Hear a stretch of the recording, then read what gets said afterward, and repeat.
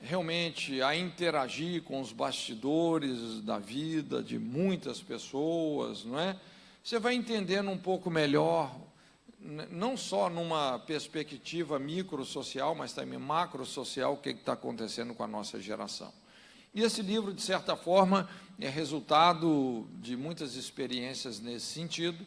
Quando a gente pensa, inclusive, na questão da depressão, a depressão nada mais é do que o sintoma, não é em si o problema, mas é o sintoma de estarmos morrendo de dentro para fora, não é? Às vezes estamos vivendo sistematicamente de uma forma que agride a nossa natureza. É uma construção, é multifatorial, e o que a gente faz nesse livro é abordar as principais raízes que normalmente frequentam a construção de um quadro depressivo, porque se você quer entender como desconstruir um quadro, é importante você entender como ele foi construído, não é? E isso numa perspectiva pastoral, uma visão assim bíblica realmente do problema. Honestamente, eu respeito muito os avanços que a ciência tem feito, seja no campo da psicologia ou da bioquímica, psiquiatria, etc., não é? Acho que a ciência é uma bênção, mas quando entra nas questões espirituais, principalmente, infelizmente a ciência derrapa numa série de paradigmas incompletos, às vezes até errados mesmo, né? Porque se mistura com outras ideologias. E então eu penso que é muito importante uma abordagem realmente pastoral dos distúrbios psicoemocionais. É o que a gente faz aí nesse material, não é? E graças a Deus é um material que tem ajudado muitas pessoas. Também um outro livro é o Pastoreamento Inteligente. Se você cuida de pessoas, não deixa de dar uma olhadinha nesse livro. Outro livro é A Espiritualidade e a Sexualidade. Também é um livro que eu escrevi com esse intuito de ferramentalizar conselheiros que estão ajudando pessoas que estão enfrentando distúrbios no campo da sexualidade. E isso tem se tornado bem epidêmico, né, nos nossos dias, principalmente essa questão da homossexualidade. É impressionante a quantidade de pessoas realmente sofrendo com perseguições no campo da homossexualidade. Eu digo isso dentro do contexto eclesiástico, não é? E então é muito importante, eu acho, a igreja precisa de ter muito entendimento, muito discernimento para lidar com essas questões. São discernimentos que, assim, a gente precisa de ter muito cuidado, não é? E muito conhecimento realmente de causa, né? Para a gente poder ajudar essas pessoas, não é? Então a gente desenvolve nesse livro aí realmente um conjunto de princípios, verdades e discernimentos que realmente nos ferramentalizam para ajudar essas pessoas que estão sofrendo com essas perseguições, né, no campo da sexualidade. Um outro livro é Dinâmica da Personalidade, é um livro também na área de aconselhamento. E o último livro que nós lançamos, A Lei, a Moral e o Divórcio. Também essa é uma grande brecha na nossa sociedade. E também é um livro voltado para ferramentalizar pessoas que, às vezes, você se vê, vamos dizer assim, nessa saia justa, não é? De ter que ajudar, aconselhar situações onde, às vezes, a pessoa já está num segundo casamento. Muitas pessoas hoje chegam na igreja, já estão no segundo, terceiro casamento, outras estão passando por situações bem críticas, assim, envolvendo divórcio, não é? E, normalmente, o tipo de abordagem que a gente vê em muitos livros, a pessoa pega um versículo bíblico e transforma aquele versículo numa lei, numa regra generalizada. E isso, vamos dizer assim, é muito imaturo, porque a gente sabe que cada caso é um caso, não é? Você precisa de se ater, não só, lógico, às verdades e aos princípios bíblicos sobre o assunto, mas a devida aplicação desses princípios a cada situação, não é? Então, a gente poder desenvolver o nosso sacerdócio com inteligência, de uma forma realmente justa, amorosa, e ajudando aqueles que realmente precisam de ajuda, né?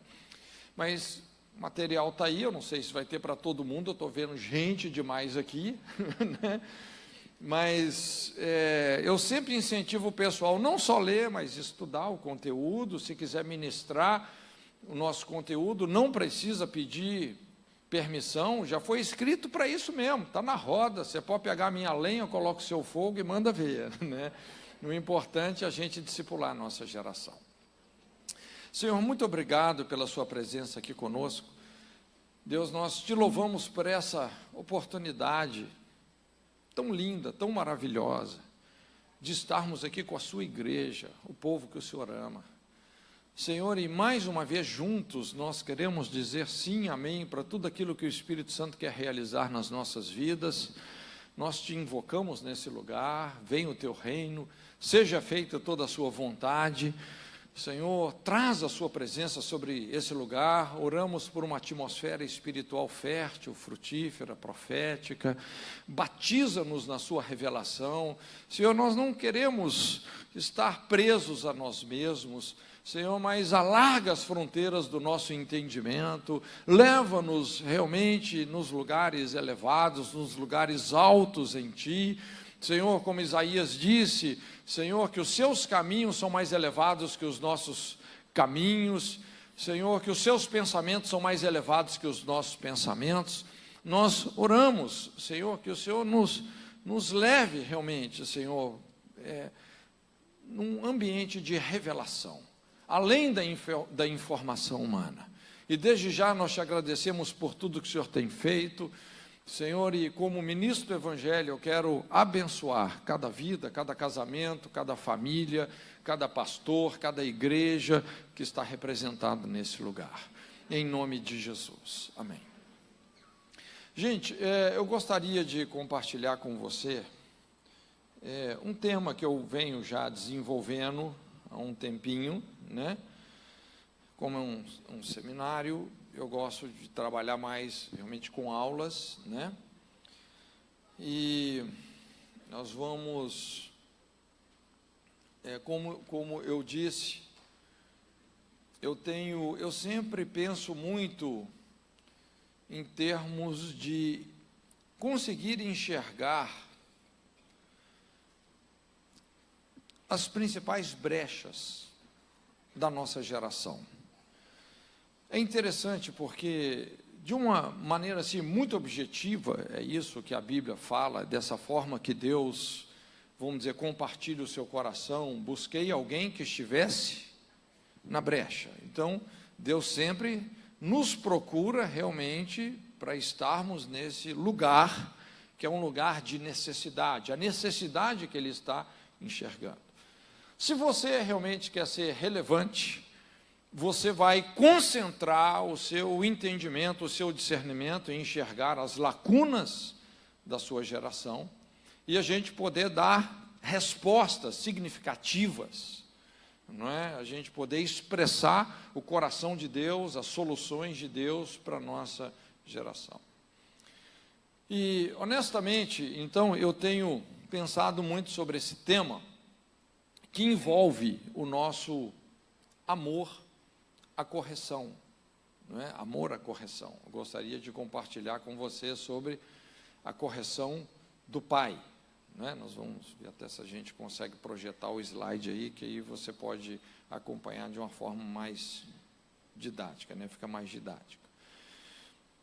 E então é um assunto que tem me preocupado bastante, não é? Porque quando nós olhamos para o que está acontecendo hoje nessa geração, devido à fragmentação familiar, há muitos eventos, que eu diria assim, sociologicamente falando, está causando realmente um processo mais lento de maturação dessa geração. Então, um aspecto assim fundamental nos nossos dias é a gente poder ajudar essa geração a crescer, emocionalmente, espiritualmente, tudo que um pai deseja em relação aos filhos, tudo que um pastor deseja no discipulado é maturidade, não é? Então, deixa eu só colocar aqui um alicerce, antes da gente poder, assim, aprofundar mais no nosso assunto, né? Eu tenho pensado muito nesse conceito de maturidade. Maturidade é você ter um comportamento de acordo com a sua idade, não é? Isso é maturidade. E o que a gente observa hoje é que muitas pessoas realmente estão ficando para trás. É interessante porque quando a gente olha, por exemplo, o que Paulo fala lá em Colossenses 1:28, isso. Eu gosto muito desse texto, quando ele fala assim, ensinando a todo homem, em toda sabedoria, para que apresentemos todo homem perfeito em Jesus Cristo. Paulo estava concentrando todos os seus esforços, a sua intenção, né, de uma maneira bem intencional, todo o seu ensino, todo o seu empenho ministerial tinha esse objetivo: edificar o corpo de Cristo, edificar as pessoas de tal maneira que ele pudesse apresentar todo homem perfeito em Jesus Cristo. Essa palavra perfeito no português é uma palavra assim bem exigente, não é? E às vezes dá até uma noção um pouco diferente do que na verdade está no original, porque no original essa palavra perfeito é teleios. E teleios tem esse sentido, não é? No grego, aponta para o fato de ser inteiro, completo. E talvez a melhor tradução seria essa, uma pessoa madura, maturidade. Quando a gente estuda também sobre a palavra filho, não é? No grego tem duas palavras, teknon e huios. Teknon é uma palavra mais usada para filhinhos, para os neófitos, recém-nascidos. Huios é uma palavra designada para descrever filhos maduros, crescidos, que se tornaram adultos, que deixaram as coisas de infância, não é? Por exemplo, quando João fala assim, filhinhos, guardai-vos dos ídolos, a palavra ali é teknon. Mas quando lá em Romanos, Paulo fala, mas os filhos de Deus são aqueles que são guiados pelo Espírito de Deus, a palavra é huios, filhos maduros, porque quando você realmente aprendeu a andar no Espírito, a ter uma sabedoria específica para cada dificuldade, para cada conflito da vida, você depender de Deus, ouvir a voz de Deus, não é? E desenvolver uma sabedoria específica, isso quer dizer que você cresceu, isso fala de maturidade. Mas eu tenho tido uma grande preocupação desde alguns anos atrás, eu penso, sei lá, uns 5 anos atrás, mais ou menos, eu estava acompanhando alguns resultados de uma pesquisa que foi feita aqui no Brasil, uma pesquisa promovida por psicólogos, sociólogos, terapeutas e etc. E um dos resultados dessa pesquisa foi que os homens só estavam atingindo a maturidade em torno de 45 anos de idade, em média. Então, só aos 45 anos. Eu pensei assim, puxa vida, não é? É um dado preocupante. Até os 45 anos, os homens vão vivendo dentro desse paradigma do hedonismo, uma vida descomprometida, não é assim, sem querer ter muita responsabilidade, principalmente dentro do aspecto da família, não é? Um relacionamento aqui, outro ali, outro lá, filho com uma, filho com outra, filho com outra, não é? E aos 45 anos, lógico, depois do resultado de toda a irresponsabilidade que foi praticada, a pessoa pensa assim: puxa vida, eu preciso ser responsável, eu preciso de fazer algo, não é? Mas, de repente, já é muito tarde, não é? Para, às vezes, cuidar de toda aquela bagaceira, né, que a pessoa deixou para trás, né? Mas curioso, porque há um tempo atrás eu estava assistindo tipo, não é bem um documentário, não é? Mas era como se fosse uma roda viva, e tinha ali um sociólogo, uma pessoa muito importante, falando sobre algo muito parecido, mas acontecendo em países do primeiro mundo, principalmente países da Europa. E ele afirmou que, em média, os homens em alguns países de primeiro mundo só estão atingindo a maturidade aos 54 anos de idade. Eu pensei que a gente estava assim, ruim na fita, né? 45 anos, puxa vida, esses homens no Brasil não têm vergonha na cara, né? Tudo irresponsável, menino, criança, né? Os adultos infantilizados. Mas, de repente, nos países de primeiro mundo, o negócio está até pior. E esse cara, então, ele foi explicando, né? E, segundo o que ele disse, o que ocorre é isso, que as pessoas evitam o casamento. Hoje, muita gente quer evitar o casamento. As pessoas não querem casar cedo mais, né? Hoje é muito fácil também a pessoa evitar os filhos. Então, eles vão vivendo, um namoro aqui, um namoro lá, às vezes até namoros mais prolongados, mas nunca se casam, também não querem ter filhos, não é?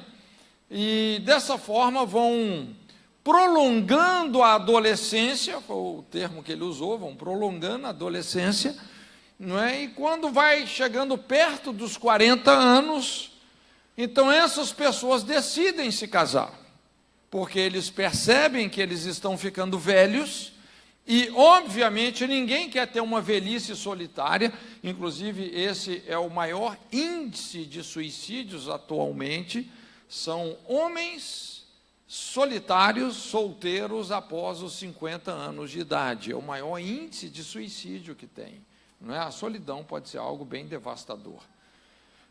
Então, ele falando sobre isso, que vão casar em média aos 40 anos. Uma pessoa que está se casando aos 40 anos, quer dizer, o cara já está viciado numa vida de solteiro, e uma pessoa viciada numa vida de solteiro quando se casa, rapaz, é bem mais difícil ela conseguir superar as diferenças, não é, que acontece ali, porque a proposta do casamento é essa, é você aprender a conviver com uma pessoa que tem uma natureza totalmente diferente da sua, numa aliança até que a morte separe, né? E realmente homem e mulher são bem diferentes. Na verdade, a proposta do casamento não é para você ser feliz, é para te santificar, é para te quebrantar, né? Casamento não é para você ser feliz. E quando ele te santifica, obviamente, isso vai te realizar de muitas formas, porque isso vai capacitar você para você se tornar na pessoa que Deus deseja. Então, casamento está dentro daquele plano da formação de caráter que Deus estabeleceu para todos nós. Me desculpem os solteiros, mas normalmente, quando a pessoa não se casa, a tendência é ela ficar um pouco mais imatura, não é? Não sei se você já percebeu, a pessoa solteira, sozinha, lá na casa dela, tudo certinho, já viu? Tudo no lugarzinho. Se alguém tirou esse negócio daqui, quem tirou aquilo daqui e tal, né? Dá maior chilique. Agora, quando você se casa, primeiro que aí Deus quebra o vaso mesmo, porque aí já não é só você. Quando vem os filhos, se no casamento Deus pisou nos cacos, quando vem os filhos, aí Deus pisa nos cacos mesmo, aí não sobra mais nada, né? Mas é interessante a gente atentando para essa questão hoje. O que a gente observa é que a nossa geração está sofrendo de um retardamento moral e emocional crônico. As pessoas estão demorando muito a amadurecer, elas estão tendo essa dificuldade crônica de deixar a adolescência. Então, isso é muito preocupante. Eu penso assim, tanto como pais, não é, como também pastores, nós temos que encarar isso aí de frente. Então, esse é o desafio, né, que Paulo estabelece. Ele fala, puxa vida, tudo que Paulo queria era produzir pessoas plenas, completas, maduras. Quando a gente fala sobre maturidade, eu coloquei aqui algumas características que qualificam uma pessoa madura, só para a gente chegar no ponto onde realmente eu quero chegar com você, tá? Por exemplo, uma pessoa madura é uma pessoa grata, né? Você pode observar que uma pessoa, quando ela tem um estilo de vida de gratidão, eu diria que ela é muito mais até do que uma pessoa madura, ela é uma pessoa curada, é uma pessoa resolvida. Porque a gratidão, ela te liberta de toda a introspecção negativa crônica, tudo aquilo que te joga para baixo, que atrasa a sua vida espiritual, né, que te ancora, não é? Você vence a murmuração, a reclamação, o ressentimento, a amargura. Uma pessoa grata é a pessoa que deu a volta por cima e superou todo tipo de introspecção negativa crônica. Então, uma pessoa grata, uma pessoa madura também ela é inclusiva, essa convivência sadia com as diferenças, a capacidade de hospedar no coração a diversidade de pessoas, culturas, temperamentos, ministérios, dons, não é? Pessoa inclusiva. Uma pessoa madura também, uma pessoa que tem o temor a Deus, essa desenvoltura moral de amar o que Deus ama, aborrecer o que Ele aborrece, ou seja, você saber aceitar as pessoas, mas reprovar o pecado. Então, o temor a Deus não é só você ter medo de Deus, não é ter medo de Deus, mas é você ter tanto prazer, ter tanta intimidade com o Senhor, estar tão convertido a Ele, que você tem prazer no que Deus tem prazer, você ama o que Deus ama, e aborrece o que Deus aborrece. Também uma pessoa madura é uma pessoa que exercita domínio próprio, não é? Esse exercício do domínio próprio é muito importante, a pessoa saber amortecer as sobrecargas morais, emocionais. É interessante quando Pedro, testemunhando sobre Jesus, ele falava que quando Jesus era rejeitado, ele não rejeitava, quando era maltratado, não maltratava. Ele sabia amortecer essas pauladas emocionais, não é? Então, a pessoa que tem domínio próprio, ela sabe também lidar com os excessos emocionais, não é? Ela sabe entregar as suas sobrecargas para Deus, ela não reage, mas ela age em virtude dos valores que ela agrega, não é? Pessoa que tem domínio próprio. Também uma pessoa madura é uma pessoa que exercita esse equilíbrio entre individualidade e relacionamento, que são dois aspectos fundamentais da vida humana, não é? É muito importante a gente ter a nossa individualidade, o seu espaço, a sua identidade, as suas convicções, mas, ao mesmo tempo, ser uma pessoa que sabe promover relacionamentos, nutrir relacionamentos. Então, esse equilíbrio entre individualidade e relacionamentos, isso também descreve uma pessoa madura, não é? Então, é uma lista grande. A gente poderia ficar aqui só dando um estudo sobre maturidade, não é? Mas o ponto que eu quero chegar, né, pode passar o próximo. Dentre estes e outros fatores, o mais elevado aspecto para se avaliar a maturidade humana é o amor à correção. Como é que você pode realmente saber, avaliar de fato se uma pessoa é madura ou não? É quando ela precisa de ser corrigida. Como ela lida com a correção? Então, o amor à correção é o crivo, é o aspecto mais importante para você avaliar a maturidade humana.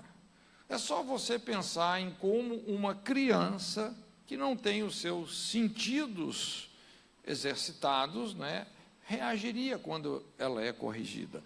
Por que quando uma criança é corrigida, ela não compreende aquilo, ou não quer compreender, faz pirraça, algumas até fingem assim que estão morrendo, porque o pai, a mãe está corrigindo, esperneia no chão, não é? Por que a criança reage dessa forma? Porque ela é criança, ela não cresceu, não é? Ela não tem os seus sentidos ainda exercitados. E espiritualmente, às vezes é o que acontece conosco, né? Não pode deixar lá isso. Eu gosto muito quando Davi fala assim: bem-aventurado o homem a quem Deus corrige. Então essa é a declaração de uma pessoa que realmente cresceu, essa é a fala de uma pessoa adulta, uma pessoa que aprendeu amar a correção, não é? Se converteu à correção. Isso significa que realmente é alguém que deixou para trás já a infância, as coisas de criança. É um sinal bem claro de maturidade. E o que a gente observa, como eu estava falando, que a nossa geração tem sido muito caracterizada pela perda dos vínculos familiares. Muitas pessoas hoje que elas estão crescendo sem referencial de pai, sem referencial de mãe, sem referencial de um casamento ou de um relacionamento que dê certo, não é? E sofrendo essas perdas, é impressionante como muitas pessoas acabam ficando ancoradas na imaturidade. E até por uma série de outros problemas, por exemplo, isso vai conduzindo a sociedade realmente a uma dificuldade nessa questão da correção. Aqui no Brasil, inclusive hoje, já se fala muito nesse negócio da lei da palmada, não é? Tem muitos países do primeiro mundo que os pais não podem mais corrigir os filhos, né? E por que isso acontece? São questões bem delicadas, bem difíceis, e isso deixa, veja bem, essa questão pode produzir duas situações que são bem difíceis de lidar, não é? Por que governos estão interferindo na esfera da família, proibindo que pais ou responsáveis corrijam os filhos? Bom, isso tem acontecido devido a tantos abusos que acontecem. Principalmente, não é, por causa da perda dos vínculos familiares. Hoje é muito comum você ver uma pessoa que está crescendo, sendo cuidado, não por pai e mãe exatamente, mas por parentes, por conhecidos, e essas crianças que de repente não tiveram essa cobertura de pai e mãe em casamento, acabam ficando mais expostos a sofrer os abusos. E esses abusos cresceram tanto, que chegou num ponto que, igual na América, nos Estados Unidos, tem regiões dos Estados Unidos, que é difícil você achar, por exemplo, um homem adulto que esteja no primeiro casamento. É muito difícil. Então, de repente, as crianças estão sendo criadas por uma outra pessoa que não é aquele pai, que é o pai biológico. Então, muito abuso, abuso físico, moral, verbal, etc. Não é? Como é que você vai estabelecer uma diferença entre uma correção legítima, amorosa, justa, necessária, e um abuso? É difícil. Então, na dúvida, o governo começa a proibir. O problema é que quando você não corrige a próxima geração tende à delinquência. Esse é o problema. Quando você não coloca limites, quando você não corrige em amor, não é? E o conceito de amor não é só afeição, é exatamente você estabelecer limites, e tem, às vezes, aqueles momentos, vamos dizer assim, mais graves, mais sérios, que às vezes um pai, uma mãe vai ter que lidar com o que a Bíblia chama a estultícia do coração da criança, a tolice, a inconsequência do coração dela, não é? Por isso que a Bíblia fala assim, olha, fustiga o seu filho com a vara e você vai livrar a alma dele do inferno. Então, tem aqueles momentos que vai ser muito importante haver uma correção, não é? Quando nós não corrigimos a próxima geração, ela tende à delinquência. Essa foi a famosa transgressão de Eli. A Bíblia fala que Eli não teve força moral para corrigir os seus filhos, Ofni e Finéias. E porque Eli não os corrigiu, muito pelo contrário, deixou que eles continuassem exercendo um sacerdócio, mesmo cometendo coisas abomináveis, porque a Bíblia descreve a atitude deles, o comportamento deles, dizendo que eles se deitavam com as mulheres à porta da tenda da congregação, eles roubavam das ofertas, os caras assim não tinham um mínimo de temor, não é? E ele simplesmente não os corrigiu. E por fim, Ofni e Finéias, inclusive, tentaram usar a arca de Deus como um amuleto, não é, para ir à guerra, como se aquilo pudesse protegê-los, e acabaram morrendo prematuramente. De certa forma, hoje, nós temos uma geração assim, uma geração Ofni e Finéias, uma geração que não tem sido corrigida. Uma geração que muitas vezes até está lidando até com coisas sagradas, mas sem nenhum temor. E isso tem realmente sido trágico. É comum, às vezes, a gente até ver dentro das nossas igrejas pessoas que associam a correção como se fosse rejeição. Às vezes, porque o pastor foi corrigir a pessoa em amor, a pessoa vai embora da igreja, não é? Honestamente, assim, as maiores decepções que eu tenho tido como na área de liderança, não é nem com erros que as pessoas cometem, porque às vezes todos nós cometemos erros, lógico, tem alguns, né, que são bem mais complicados, mas o pior é como as pessoas reagem, porque o cara faz tudo errado, cruza tudo quanto é linha que ele não poderia ter cruzado, e depois ainda quer ser o dono da razão. Hora de ser corrigido, a pessoa empina a carroça, não aceita a correção de jeito nenhum. E isso é algo extremamente destrutivo. Honestamente, se tem uma mensagem que essa geração precisa, é essa: nos convertermos à correção do Pai. É muito importante nós entendermos essa faceta da paternidade de Deus. Talvez você já tenha ouvido muitas mensagens sobre a paternidade de Deus.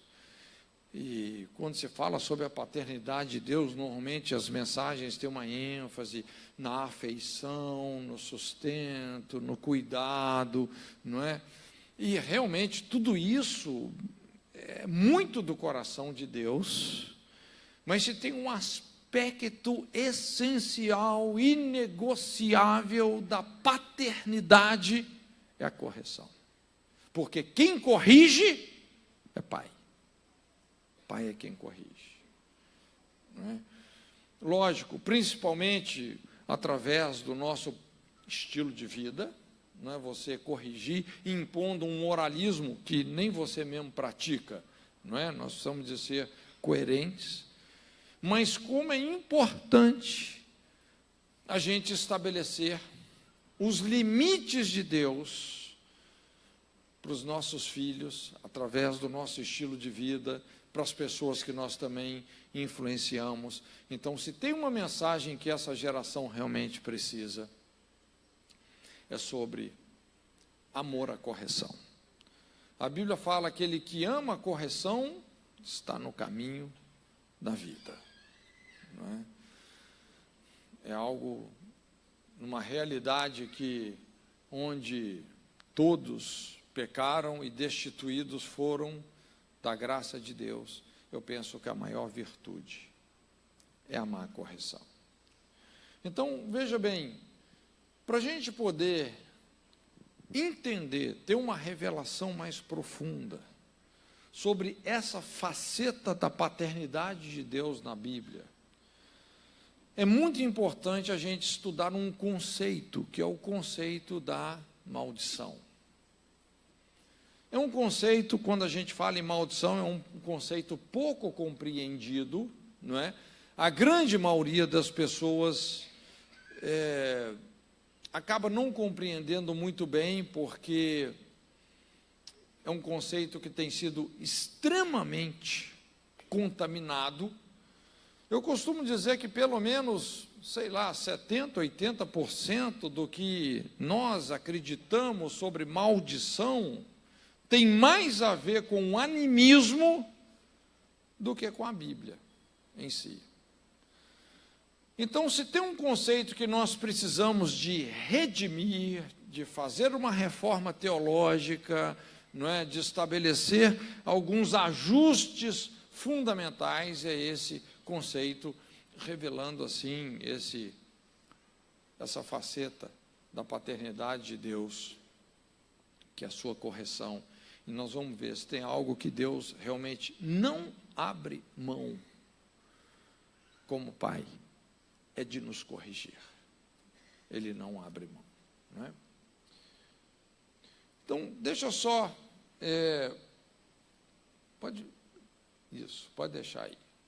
Deixa eu só explicar um pouco sobre essa questão do animismo, que eu acho que é muito importante, para a gente poder desmistificar o conceito bíblico da maldição.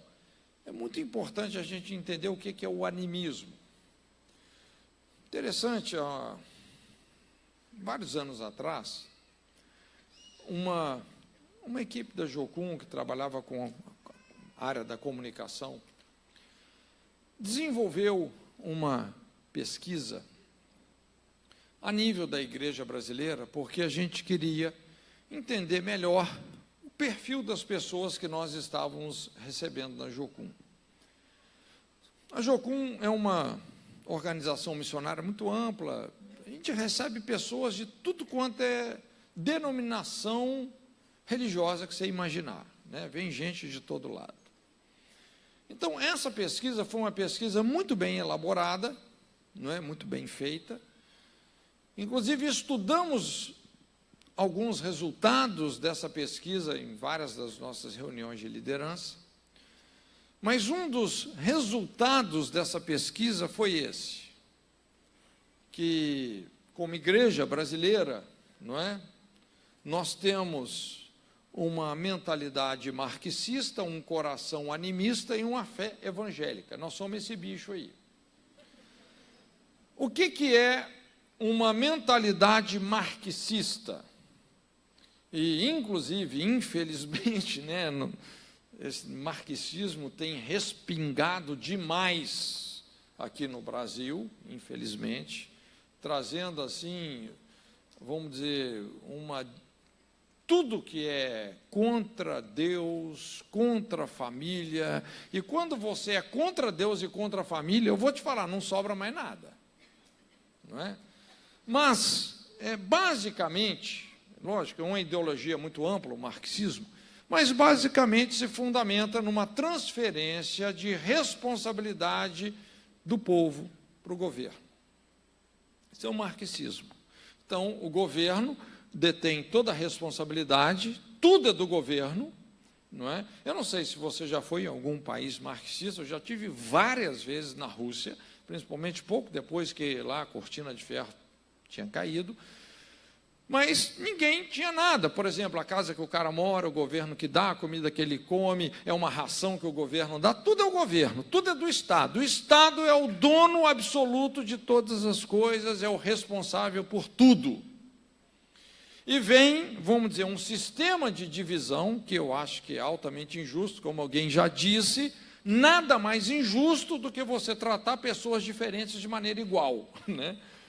Então, esse tipo de tratar pessoas diferentes, com iniciativas diferentes, potenciais diferentes, níveis de responsabilidade diferentes, de forma igual, é a maior tragédia que tem. Isso não vai dar certo nunca em lugar nenhum. Mas o ponto é esse, é uma transferência de responsabilidade do povo para o governo. Então, inclusive, até eclesiasticamente falando, não é? Lógico, aqui no Brasil tem mudado muito, mas muitas igrejas funcionavam assim, nesse regime. Quantos já viram ou se lembram desse tipo de igreja, que o pastor é o João faz tudo, a igreja Maria não faz nada. O cara bate o escanteio, cabeceia, apita o jogo, não é? Então, vamos dizer, tem uma situação lá, não é? Tem um problema, chama o pastor. Ah, tem uma pessoa que ficou doente, fala para o pastor ir lá. Ficou endemoniado, chama o pastor para expulsar o demônio, porque o pastor é pago para isso. Tudo é o pastor. Gente, isso é mentalidade marxista. Você está transferindo responsabilidade, que às vezes é sua. Sim ou não? Nós temos ou não temos a unção de Deus para fazer essas coisas? Isso acontece muito, inclusive no aconselhamento. Pessoas que procuram, pastor, eu preciso de uma libertação. E quando elas falam que elas precisam de uma libertação, o que elas estão fazendo? Elas querem transferir para você uma responsabilidade que é delas. Olha, pastor, me liberta. E eu quero te dizer que você é a última chance. Ou seja, se você, né, aí que a pessoa transfere o peso mesmo, né? Você é a minha última chance de libertação. A pessoa está transferindo para você uma responsabilidade que é dela, um posicionamento que é dela. Às vezes de arrepender, de deixar o que ela tem que deixar, não é? Ela quer transferir para você. E se você aceita isso, você caiu na cilada. Você está ajudando essa pessoa? Não, você só está reforçando o problema dela. Você não vai fazer um discípulo, você vai fazer uma parasita. A mentalidade cristã é você ser a resposta. Se você está perto da situação e você pode fazer, se a responsabilidade é sua, assuma ela. Ama o seu próximo. Se eu vejo uma coisa fora do lugar aqui, eu estou perto, sei lá, uma luz que está acesa e não tem ninguém naquele ambiente, eu não vou esperar que uma outra pessoa apague. Eu vou apagar. Por quê? Porque eu sou o próximo. Aquele que pode fazer o bem e não faz, peca. Entende? Cristianismo é isso, não é você transferir a responsabilidade para uma outra pessoa, é você assumir. O que é o coração animista? Animismo, a palavra animismo vem de ânimo, é você atribuir ânimo, vida, poder a um elemento que não tem essas propriedades em si mesmos. Isso, Nós falamos da mente marxista, agora do coração animista. Essa tendência que a gente tem de mistificar as coisas. Por exemplo, se eu pego essa água aqui e eu começo a falar assim para você, olha, essa água é poderosa, se você beber, ela vai lavar os seus pecados e não sei o que e tal, não é? Eu estou dando para essa água uma propriedade que ela tem? Não, ela não tem essa propriedade, não é? Então, eu crio uma mistificação. É lógico, assim, qual que é o delicado disso? Que tem uma linha fina que separa misticismo de um ato, que a gente considera um ato profético.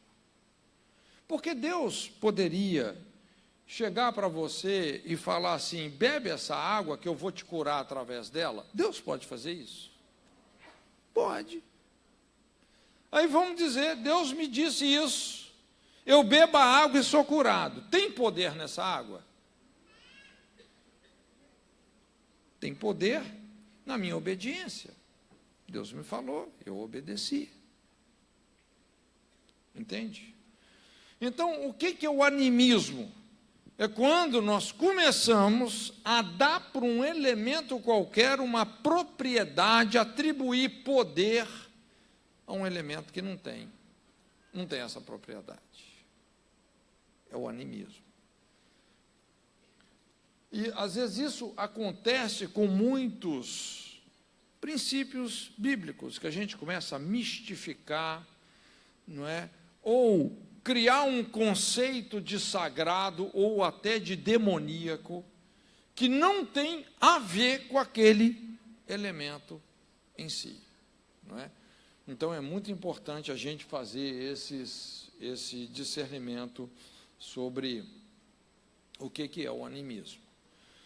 E dessa forma eu gostaria de desenvolver com você, então, esse conceito da correção de Deus, desmistificando o conceito da maldição na Bíblia. Porque, por incrível que pareça, é um conceito muito importante, muito presente, não é? E eu vou desenvolver com você aqui alguns desses pontos que estão nesse quadro, né? Pode passar o próximo ali, por favor.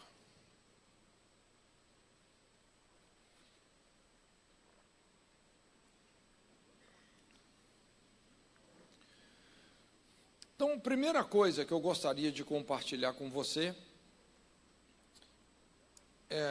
talvez a coisa mais básica que a gente poderia dizer, que a palavra maldição é uma palavra bíblica.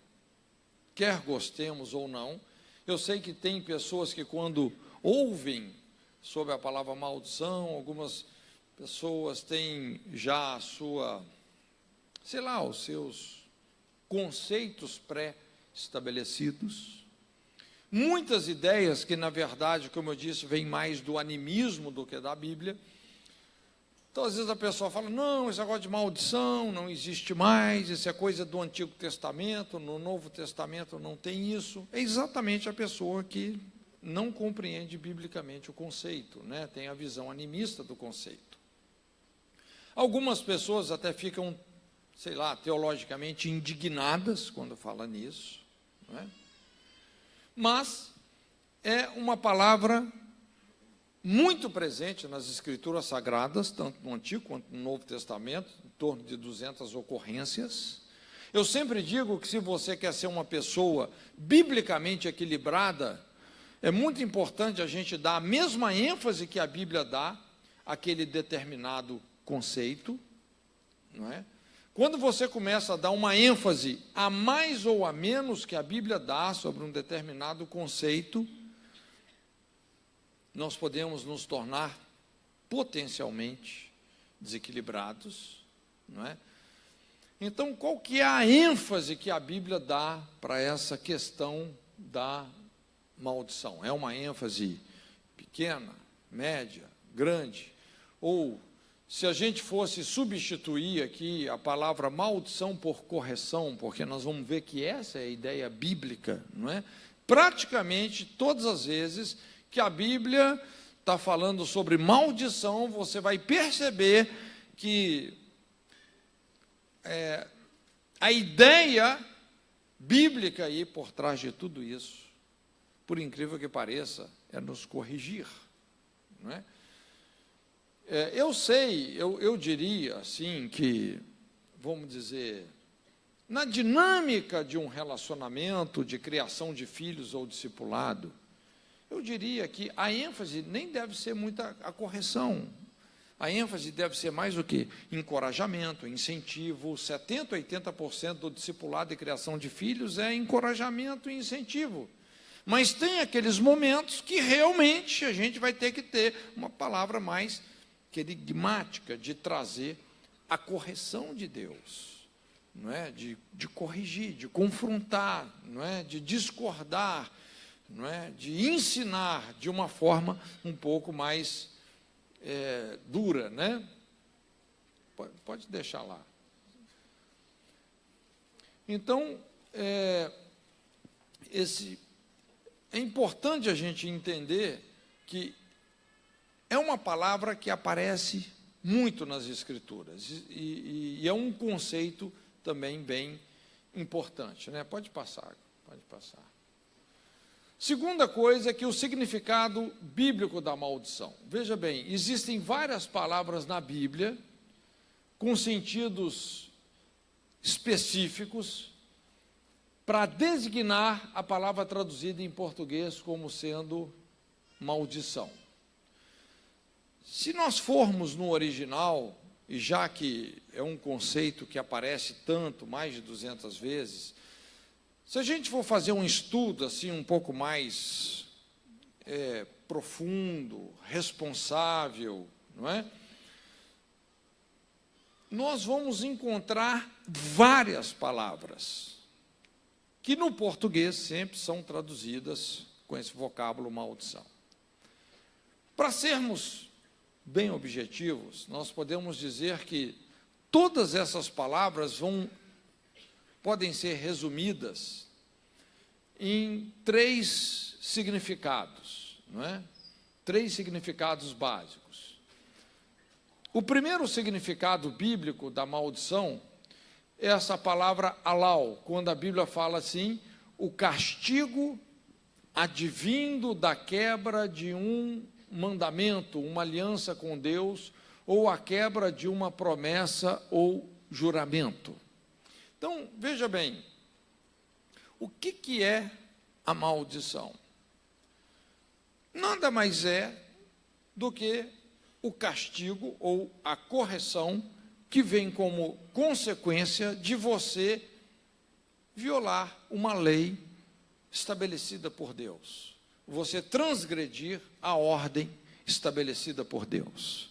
Essa ordem na forma de uma lei, de uma aliança, de um juramento, não é? No Novo Testamento, a palavra, vamos dizer que nós podemos dizer que corresponde à palavra alau, seria a palavra anátema, que também significa aquilo que é proibido por força de punição, castigo ou destruição. Então, o que é um anátema? Um anátema é aquilo que foi proibido por força de castigo, punição, destruição. Quando Deus falou, olha, isso aqui você não toca. Se você tocar, vai ter uma consequência.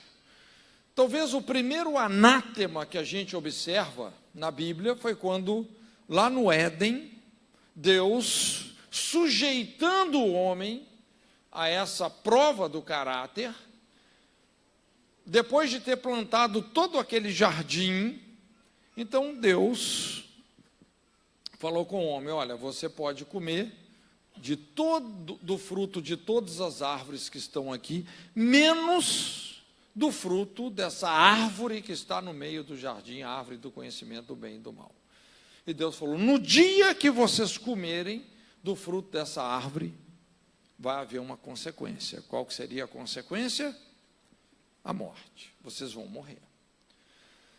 Quem foi o primeiro a dizer que não existe maldição?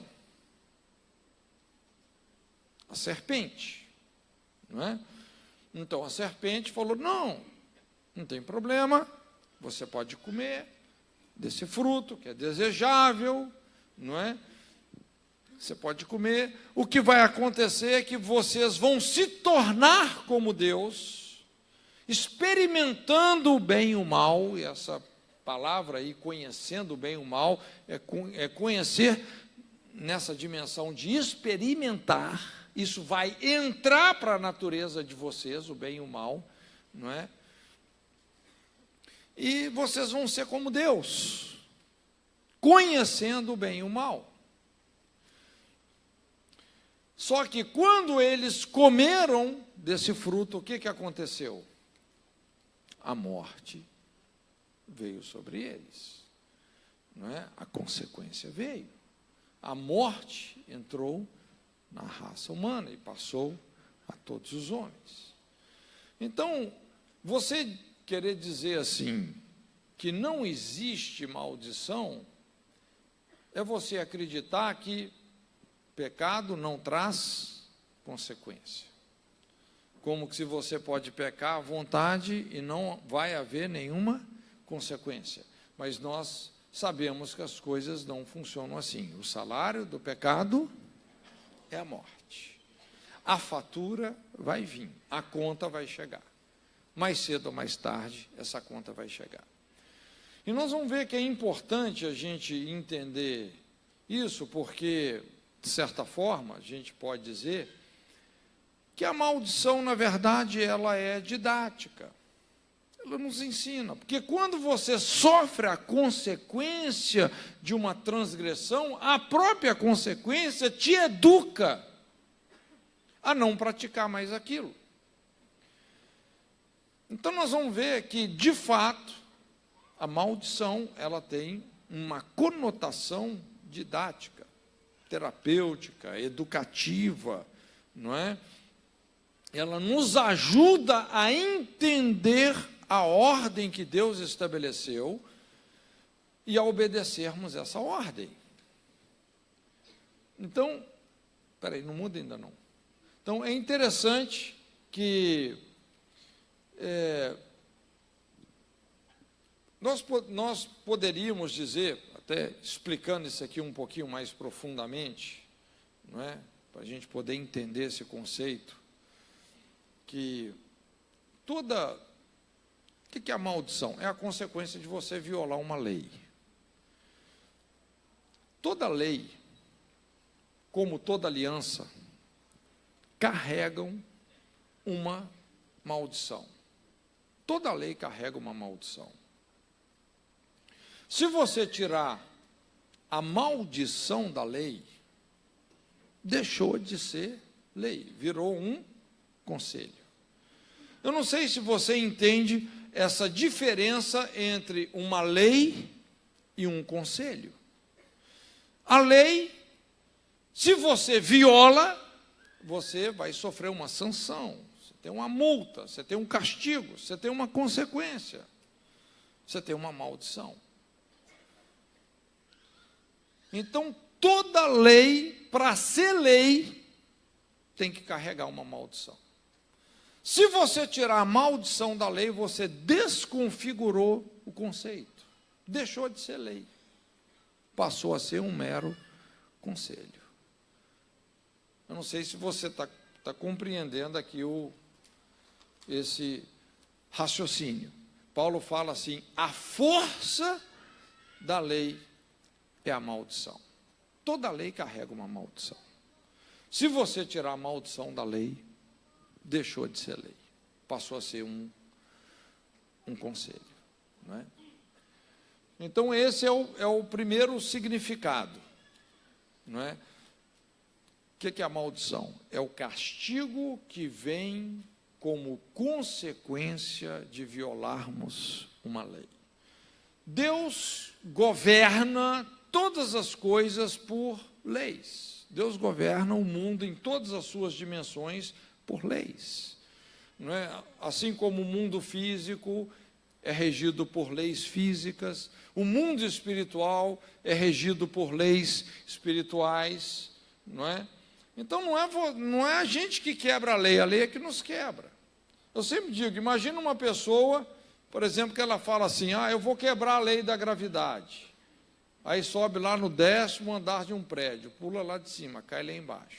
Quem quebrou quem? Você quebrou a lei da gravidade ou ela te quebrou? Quando você vê uma pessoa, por exemplo, a Bíblia fala assim, a soberba precede a destruição, a altivez de espírito a queda. Ou seja, quanto mais arrogante, altiva a pessoa se torna, a Bíblia fala, mais alta vai ser a sua queda. Quando você vê uma pessoa agindo com superioridade, com arrogância, você não precisa nem de ser um profeta para saber que essa pessoa vai ser destruída. Porque a Bíblia te mostra essa lei. Soberba precede destruição, altivez de espírito, a queda. A Bíblia fala, aquele que encobre a sua transgressão jamais prosperará. Uma pessoa que encobre os seus pecados, que começa a viver uma vida dissimulada, é impressionante. Naquela área, ela fica totalmente aprisionada. Ela não vai para frente.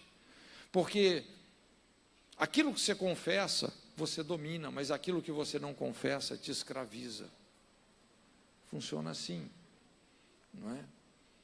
Então, quando uma pessoa viola a lei, ela vai ter a consequência. Quando a gente estuda na Bíblia sobre o ministério profético, é impressionante como que... Você sabe que o ministério profético, ele funciona muito em virtude das leis que Deus estabeleceu para governar, e que governam o mundo. Às vezes, pela decisão, pela escolha que uma pessoa está fazendo aqui agora, eu posso saber onde ela vai chegar. Não é porque eu estou adivinhando o futuro, mas é porque você conhece como as leis que Deus estabeleceu para governar o mundo moral funcionam. Pelas escolhas que a pessoa está fazendo, você sabe onde ela vai chegar. Não é? Então, é importante a gente ter essa compreensão. O que é a maldição? É o castigo que vem como consequência de você quebrar uma lei. Por que Deus estabeleceu dessa forma? Porque a maldição é didática. Ela vai nos corrigir. Ela vai nos ensinar a ordem que Deus construiu nesse universo. O segundo significado bíblico da maldição é uma outra palavra que também acontece bastante, que é a palavra arar. E tem esse sentido, ou seja, uma situação ativa de aflição ou perseguição estabelecida, onde algo, alguém, uma pessoa, um casamento, uma família, uma geração, uma linhagem está presa, impedida, cativa. É exatamente a condição oposta àquela promovida pelo favor de Deus, não é? Então, essa palavra, a palavra arar, seria o oposto, não é, da palavra baraque. Baraque é a pessoa que está liberada para prosperar. Arar é a pessoa que está presa, não é, impedida. E então é uma palavra que acontece bastante, não é? Às vezes, até trabalhando com aconselhamento, normalmente quando as pessoas vêm pedir uma ajuda, aí você pergunta, mas puxa vida, por que você quer uma libertação? O que está acontecendo? Às vezes a pessoa vai te contar uma situação assim, né? Uma arar, uma área da vida dela, onde a pessoa se sente aprisionada. Esse conceito de prisões espirituais é muito presente nas Escrituras Sagradas. A Bíblia fala lá daquela mulher encurvada, 18 anos numa prisão de Satanás. Tinha uma arar.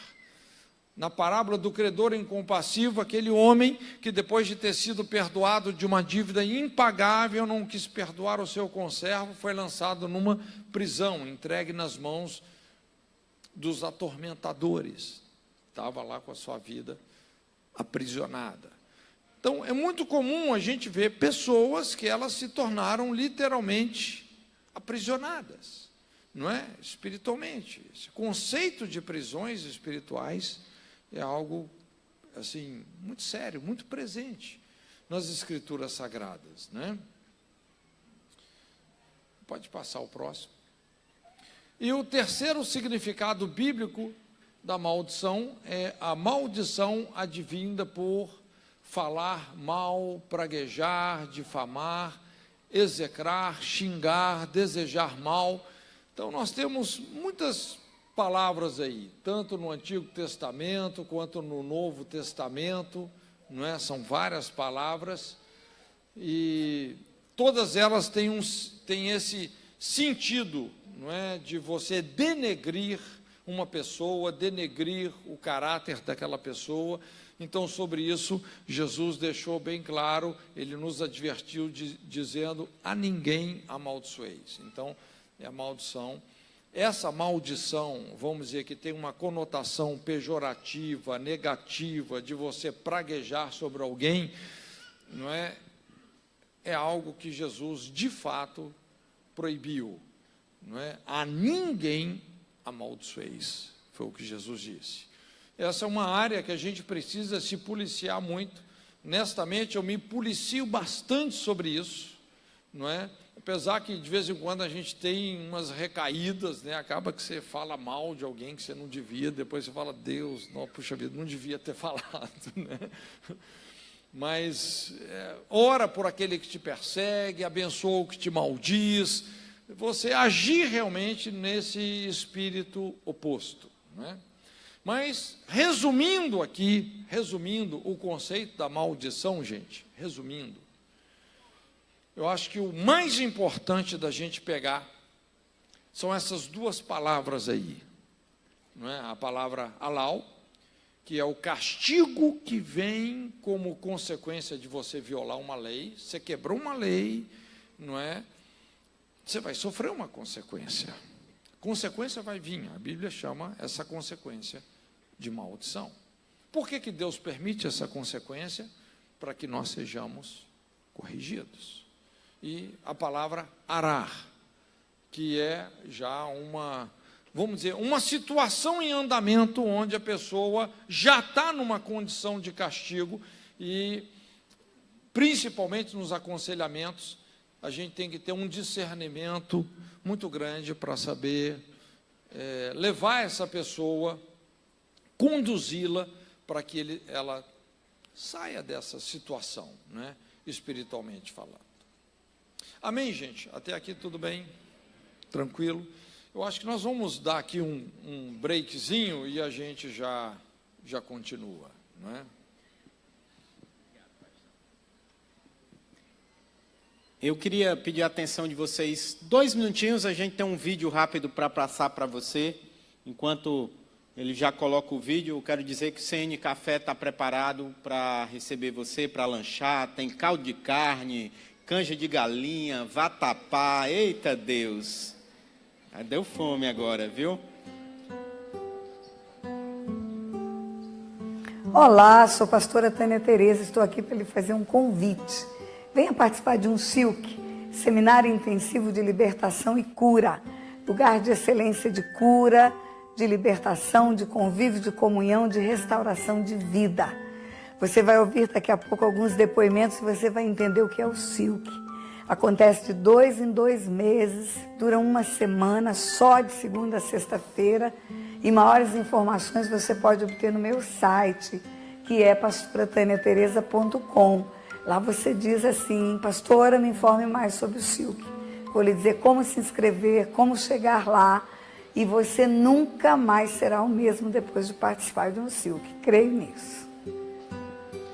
O SILC será realizado... Perdão. Conheci a pastora Tânia Tereza através do Kairos, que teve em Londrina agora em fevereiro. Ela fez umas ministrações no seminário e ela falou sobre heranças espirituais, e teve um determinado momento em que ela pede para a gente fazer as renúncias dos pecados que as pessoas tinham cometido. E ela falou sobre aborto. e fazia 3 anos, mais de 3 anos, na verdade, que eu tenho um sangramento muito forte, mais de 20 dias por mês. E eu levantei, fui lá na frente, fiz a... O Seminário Silk vai ser realizado agora no Nordeste. Tem um grupo lá fora fazendo as inscrições. Vai ser ali em Paracuru, né? E você está convidado. Mais informações, tem um stand. Nossa conferência live já passou de mais de 1.300 inscrições.